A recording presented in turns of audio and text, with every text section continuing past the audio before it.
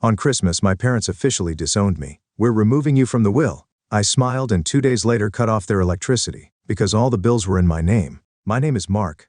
I'm 31 years old, and I know that money rules everything. I worked 2 jobs, managing a logistics department by day and bartending at a high-end restaurant by night. Not because I love working myself to exhaustion, but because I learned early that if you don't want to rely on others, you need your own capital. Independence isn't given, it's bought. Ironically, I was the only one in my family who actually earned a living, yet the only one who was never respected. To my parents, I wasn't a son.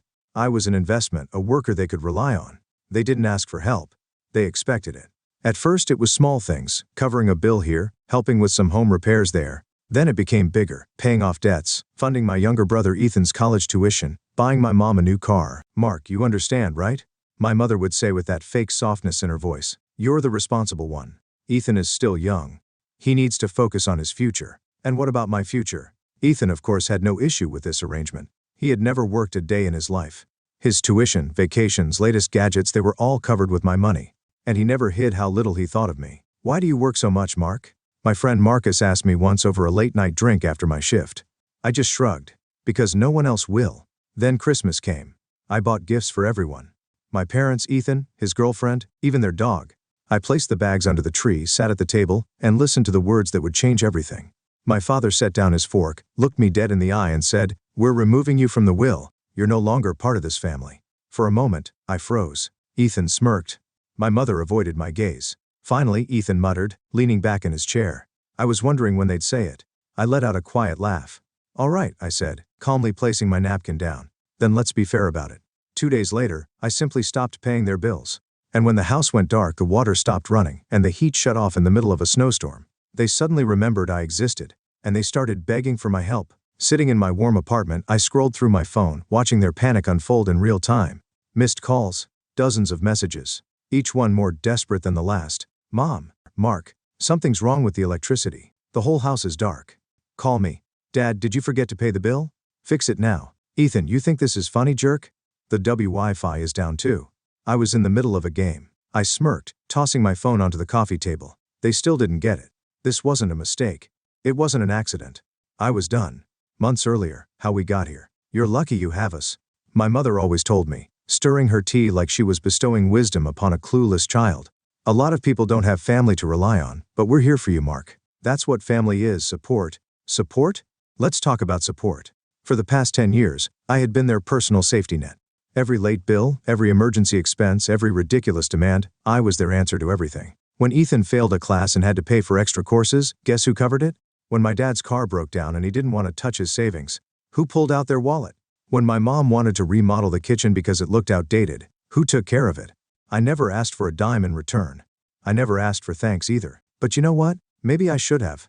Because the one time I hesitated, the one time I didn't immediately cave, they turned on me like wolves. It was a few months ago. I had just finished a brutal 14-hour shift at the restaurant, my feet aching, my body running on caffeine and stubbornness. I had planned to go home, crash for a few hours, then do it all over again the next day. Instead, I walked through the door and into a family ambush. Mom, Dad, and Ethan were sitting in the living room, waiting for me.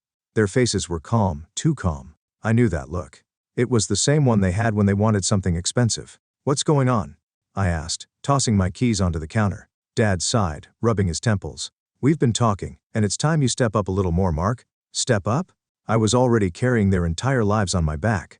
Ethan leaned forward, smirking like he already knew I wasn't going to like what came next. "The house," Mom said softly. "We think you should take over the mortgage payments." I blinked.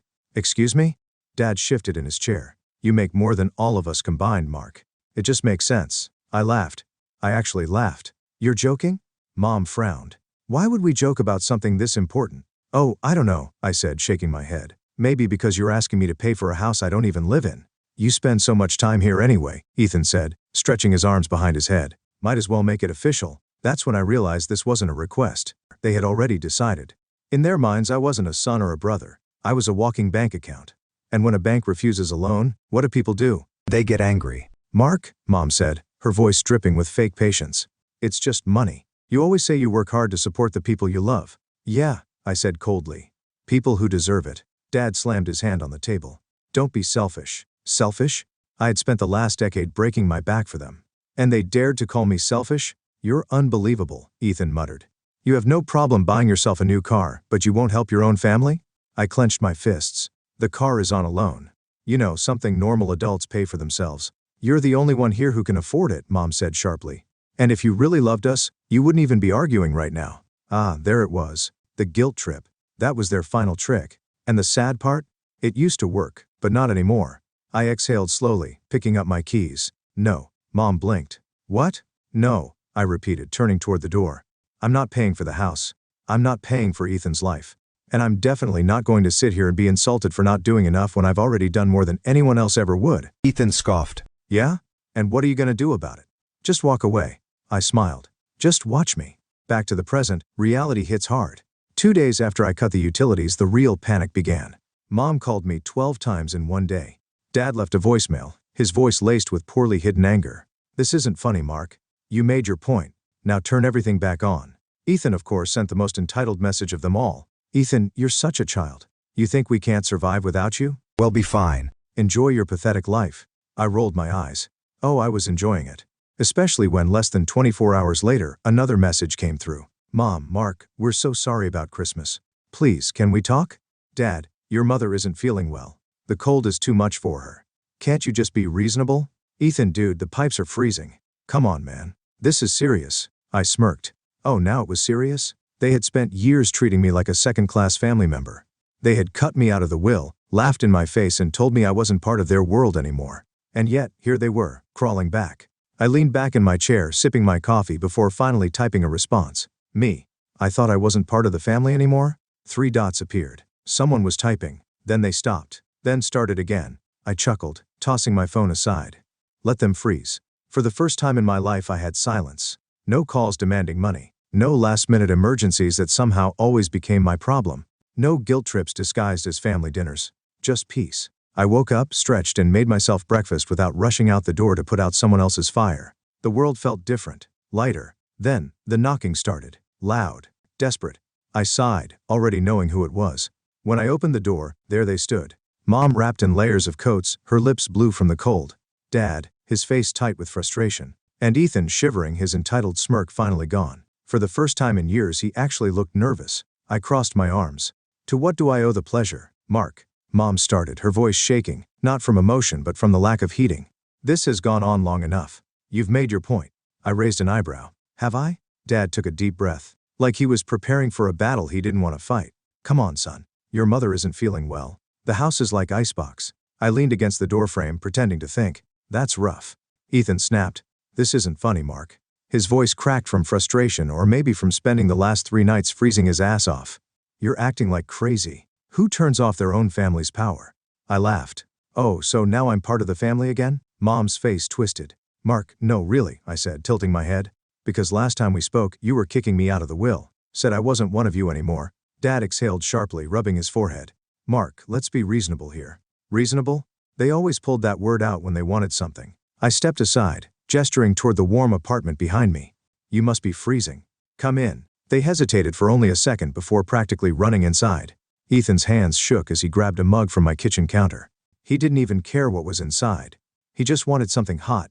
Mom unwrapped her scarves, sighing with relief as the heat from my apartment thawed her out. Dad leaned against the wall, rubbing his hands together. They were pathetic. All that arrogance, all that superiority, all those years of treating me like an ATM, and now? They were reduced to beggars. I sat down on the couch watching them. So, what's the plan? Mom blinked. Plan? I shrugged. You came all this way. Surely you have a plan. Ethan glared. Just turn power back on, Mark. I smiled. There it was. No apology. No acknowledgement of what they had done. Just another demand. Nah, I said, stretching my legs. Ethan slammed his mug down. You're such a selfish person. Watch it. My voice dropped into dangerous territory. He shut up fast. Dad cleared his throat. Mark, we're family. I let out a slow breath. Right? Family. The word tasted bitter in my mouth. Let's talk about family, I said, sitting up. Where was that family spirit when you decided I wasn't worth being in your will? Mom's lips pressed together. Where was it, I continued, when you called me selfish for not paying for a house I don't even live in? Ethan groaned, rubbing his face. Jesus, Mark, are you gonna cry about that forever? My jaw clenched. This wasn't regret.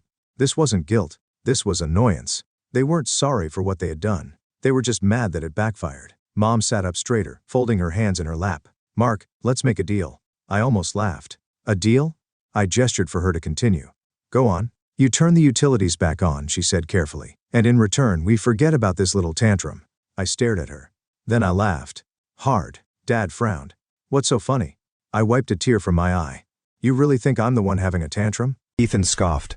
You're acting like a lunatic over a will, Mark. I exhaled slowly. They still didn't get it. All right, I said, standing up.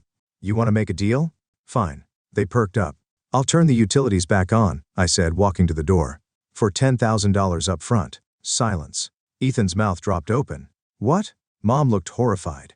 Mark, we don't have that kind of money. Dad's face turned red. Are you out of your mind?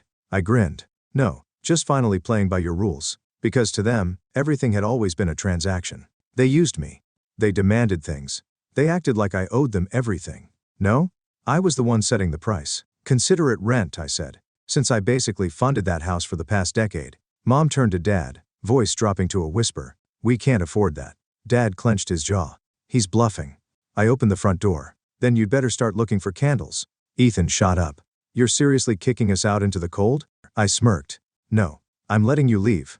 There's a difference. They hesitated. Waiting. Hoping I would break. But I didn't. I just stood there, arms crossed, watching as the reality sank in. I was done. Finally, Dad stood up. He didn't look at me as he walked past. Just muttered, let's go. Mom hesitated. Her eyes searched mine, looking for something. The old Mark, the one who would cave. She didn't find him. With a heavy sigh, she pulled her coat tighter around her and followed Dad out. Ethan was the last to leave. He paused at the door, his jaw tight. You're really doing this? He asked. I looked him dead in the eye. I already did. He scoffed. You're gonna regret this. I grinned. I doubt it. And with that, I shut the door. Hard. I waited until I heard their car pull out of the driveway before exhaling. My hands were steady. For the first time in my life I had one. And wow, it felt good. The silence in my apartment wasn't just peaceful, it was powerful. For the first time in years I was embracing for a call about an urgent expense. My money was mine. My time was mine. And my family, they were on their own. The first week without me at first, they tried to act like nothing had changed. Ethan posted some fake motivational nonsense on Instagram. People come and go, but real family stays together. No time for fake ones. Oh, that was cute. Mom tried guilt-tripping me through text messages. Mom, Mark, I know you're upset, but don't let pride ruin our family. Call me. Mom, your father is worried about you. We all are. Please come over so we can talk. Talk? About what? The fact that they treated me like disposable income? The fact that they only cared now because their free ride was over? I ignored the messages. Then day 5 hit and the mask started slipping. The collapse begins. It started with a call from our nosy Aunt Linda. Mark, she sighed dramatically. I heard what happened. You can't be serious about this. I'm very serious, I said, leaning back in my chair. Your mother is miserable, she continued. Your father is furious. And Ethan? I smirked. Let me guess. Ethan is struggling? Aunt Linda hesitated. Well, yes. The house is cold. The bills are stacking up. Your parents can't just fix this overnight. Not my problem, I said easily. She gasped like I had just slapped her. Mark, that's your family. No. Aunt Linda, I said, grinning as I finally said it out loud. I was their financial plan. And now they need a new one. I hung up. The next day, I got a call from Ethan. I almost didn't pick up, but curiosity got the better of me. What? I answered flatly. You happy now? He snapped. The house is falling apart. Dad's losing his mind, and Mom won't stop crying. You win, okay? Just come back and fix this. I snorted.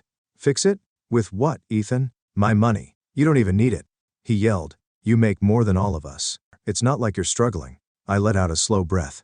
So, let me get this straight. The problem isn't that you used me for years, it's that I finally stopped letting it happen. Ethan fell silent. Then, in a lower voice, he muttered, You're really doing this? I already did, I said, smiling. And I'm never going back. Click. I blocked his number. The moment it all sank in. 1 week after cutting them off, I got a final text from my mother. Mom, Mark, I don't know what to say anymore. We never thought you would do something like this to us. But I hope you can live with yourself knowing you abandoned your family in their time of need. I stared at the message for a long time.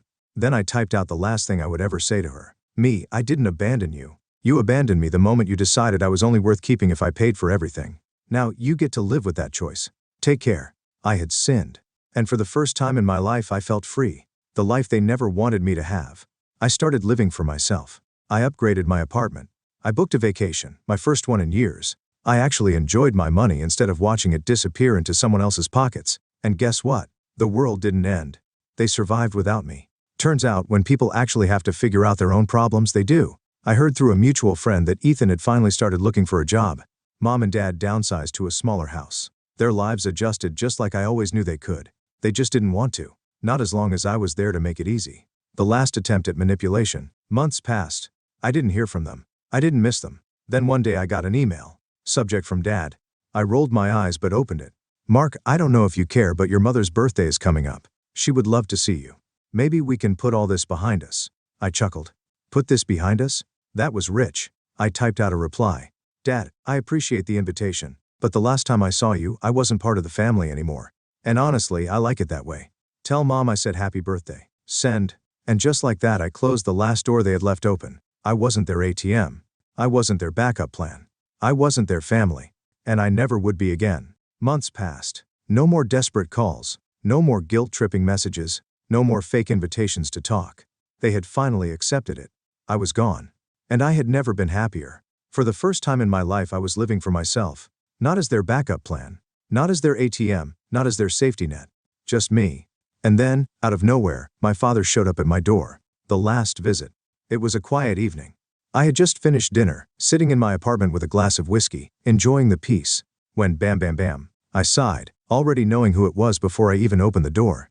And sure enough, there he was, my father, standing in my hallway like a man who had run out of options. His face looked older, the arrogance washed away by stress. He had lost weight. His coat looked a little worn. He wasn't here to threaten me. He was here because he needed something. I leaned against the doorframe. What do you want? He exhaled, rubbing his temple. Mark, just hear me out. I tilted my head. You're standing at my door. I think that means I win, don't you? He clenched his jaw but didn't argue. Instead, he sighed and said, your mother wants to see you. I let out a short, bitter laugh. Oh, now she does? Mark. No, really, I said, crossing my arms. She spent years treating me like an afterthought, like I was only worth something if I was paying for something. And now you think I should drop everything because she suddenly remembers I exist. She's sick. My stomach tightened. Not because I felt sympathy, because I knew what he was doing. I kept my face blank. Sick how? Dad hesitated. Just not well. She's been depressed. Stressed. She misses you. There it was. The last card they had to play. The pity card. I gave him a slow, amused smile. Let me get this straight. You cut me out of the will. Told me I wasn't part of the family. Laughed in my face when I finally stood up for myself. And now that you're struggling, I'm supposed to feel bad. She's still your mother, he snapped. And I was still your son? I shot back. Didn't seem to mean much back then. He looked away, exhaling through his nose. He knew I was right. I leaned in slightly. Why are you really here, Dad? What is it that you're too proud to say? Silence. Then finally the house is gone. I blinked. Excuse me. We lost it, he muttered, his voice low. After you cut us off, things got bad. The bills kept stacking up. We thought we could manage. But, he shook his head, we couldn't. They lost everything. The house I had spent years paying for? Gone. The lifestyle they refused to give up? Gone. Ethan's freeloading. Over. It should have made me feel something. It didn't. I stared at him, expression blank. Sounds like a problem you should have thought about before screwing me over. His nostrils flared. Jesus, Mark. You're seriously going to hold this grudge forever? I tilted my head. It's not a grudge. It's a lesson. His hands curled into fists. I can't believe you turned your back on us like this. I let out a sharp laugh. Oh, that's rich. You turned your backs on me first. He glared at me, but I could see it now, the defeat in his eyes. He had come here expecting me to break, to feel guilty, to give in, but I wasn't that person anymore. I met his gaze, calm and steady. Go home, Dad? Or wherever home is now. His face twisted with anger, but there was something else there too. Acceptance. He knew he had lost. Finally, after years of control, manipulation and entitlement, I was free. Without another word, he turned and walked down the hallway. I didn't watch him go. I didn't call out after him. I just shut the door and locked it for good. The final closure. I never saw them again. Not in person. A few months later, I got a single text from Ethan. Ethan, guess you finally got what you wanted. Hope you're happy. I didn't reply. I just smiled. Because for the first time in my life I really was. The lesson? If someone only loves you when you're useful to them, it's not love. It's just convenience. And the second you stop being convenient, they show you who they really are. And when they do, let them go and never look back.